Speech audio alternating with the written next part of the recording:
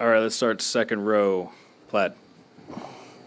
Asado, the Oklahoman. Alex, Shea was terrific down the stretch in this one. Aside from the shot making, what do you just see from his demeanor and just he seems so stoic, even in big moments like this?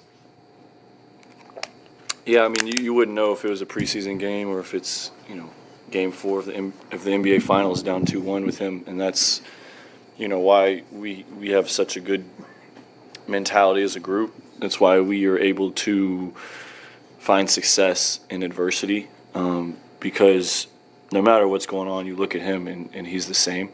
And underneath that, stoic personality or look on the court is a deep-rooted competitiveness.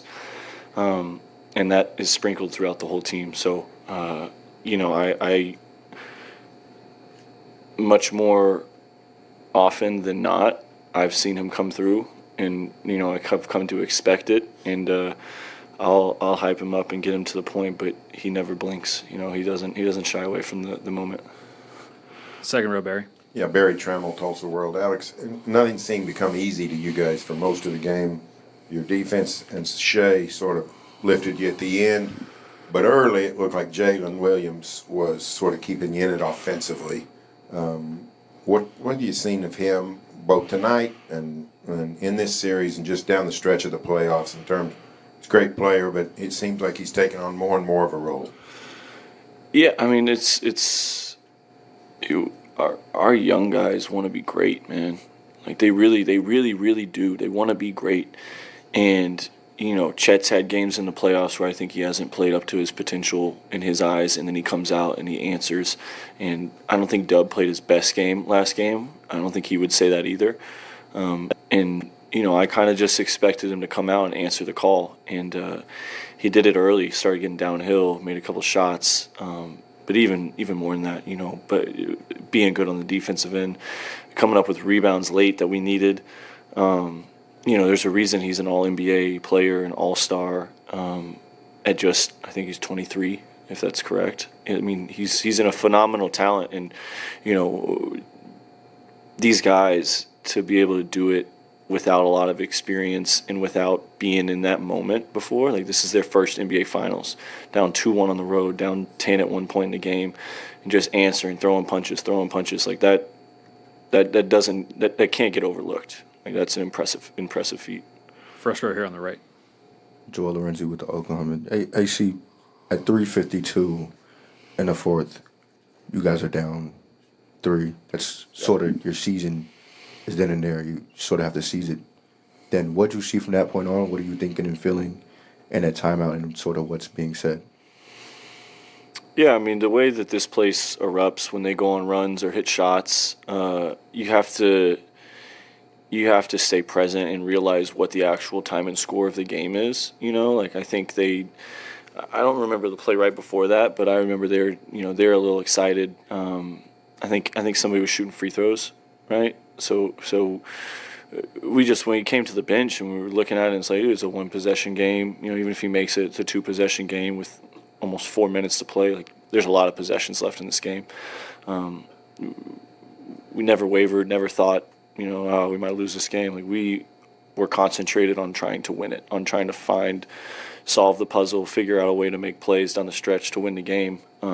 And that's just been our focus, through the whole playoffs, obviously. But, it started from the whole season. Just an extreme belief in each other to make plays and find a way to win. Back left. Adeshina Koiki, a lot of sports talk. Alex, congratulations. You've gained a cult hero status to a lot of NBA fans with your style of play, your appearance, your headband. But, these 2 games and going back to your time in Los Angeles, you've been like a superhero playing these big games. I don't know how much you're into the superhero, Marvel, DC genre, but is there any superhero that you either kind of identify with, and what makes you play big in these sorts of games? For the superhero reference, we'll just do Robin, because that seems to be the only one that I can probably, make some similarities to, because I got better players around me that are doing more. But, I'm just, I want to win. I don't care if it's pick up in September before training camp. I don't care if it's game 45, 50 before All-Star break, if it's game 4 of the finals and you're down 2-1. Like, I want to win, and that's what I'm focused on. And I think over my career, you know, my abilities have gotten better through some work ethic and through a little bit of confidence and understanding the moment and having success in the moment, but really just fighting through failures. You know, like, I don't think I played my best game, excuse me, in game 3. I don't think I was, my mentality and my focus wasn't sharp enough for being in the NBA finals to my liking. So I wanted to make sure that I came out here and I made sure that I had a concentrated effort to play as hard as I could and to make, you know, as many plays to help the team win. And that just comes down to really just wanting to win, being super competitive. And that's, you know, that's why my career is the way it is. That's why I've had success. That's why I'm still in the NBA. It's why I'm here talking to you right now. Back row, middle. Yeah, John Hauser from The Athletic.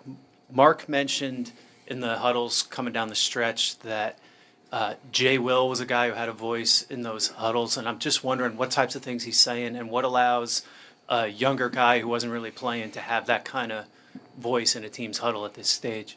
Yeah, it's been great to see the growth of our team, you know, 1 through 17 through the season. And, you know, for certain guys it's different. You know, it's you know, maybe being a better defender, maybe it's being more confident in your shot. But Jay Will has a very, very unique ability to be vocal. And, you know, that's a God-given ability, something that comes to him naturally that, you know, I think he's seen, you know, maybe a little bit through me and definitely through Kenrich Williams of, you know, speaking up when there's a time when guys need it, you know, when maybe the energy's bad and we just went on a, you know, a 5-0 or 0-5 run and the other team, you know, forced us to call a timeout. He has a great ability to lead, and I think he's learning that in you know, as a young player, to have that ability to be vocal and be confident in yourself and confident enough that the guys are going to listen to you. It's a great skill, and it's something that he's been working on, and I don't think he even knows that he's been getting better at it, but he has. Third row on the right. Alex, Rohan Nadkarni, NBC News. I believe you had 20 points tonight. When did you realize you were going to maybe need to do a little bit more offensively than you normally do? And, I mean, you were hitting some tough shots and a lot of one-on-one plays. How much confidence do you have in those moments and what you can do offensively? Yeah, I mean, each series presents a different challenge and presents a different puzzle to be figured out. And the way that Indiana's playing, it's leaving opportunities for, you know, supplemental offense for other guys. And that was part of what I spoke about earlier with Game 3. I don't think I was aggressive enough. You know, I think I made a couple bad reads on the perimeter. I don't think I tested the paint enough. I just didn't feel like I was doing the same amount of work that I did in Game 1 and 2, where I found success and we found success as a team. So just being ready to be a basketball player. You know, a lot of times during my career, it's been guard the best guy, you know, spot up on the wing or set pick and rolls and get to the dunker. And this series and this playoffs really, you know, teams are forcing me to try and score the ball. And that's something that I've been working on for the last 3-4 years of my off season. It's been long off seasons. I haven't been in the playoffs. So I've had a lot of time to work and prepare and get to the point to where I knew this was going to be the scout. Take away the best players on their team and make the guys beat you. So just being confident in myself and being confident in the work that I've put in and recognizing opportunities. Last question, fourth row on the right. Dan Devine, Yahoo Sports. You were talking about, in the context of Jay Will, you know, learning how to be vocal, how to be comfortable using that. When did that start for you? When did you get to a place where you felt like you could be that voice for the rest of your teammates?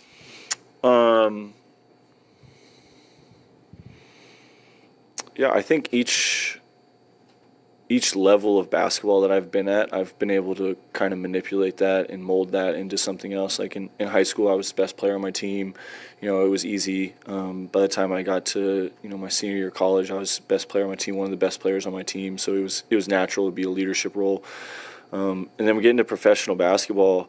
It's a different dynamic, right? I've had many years of working on that and seeing older players, better players, Hall of Fame players, coaches be able to communicate with people on a different level depending on who you are, get a message across. And, you know, some of that was credited with, watching those older guys and how they operate and seeing that communication works and communication is necessary for success, and that you can decipher a game through communication, through the margins of the game. So it's like I said with Jay Will, it comes a little natural to me. Like I want to win, so if it's something that I think is important, I'm going to say it, even if I'm maybe off track or somebody will correct me. But it's just something over time that I've seen great players do. So I was like, I might as well do it too. Thanks, Alex.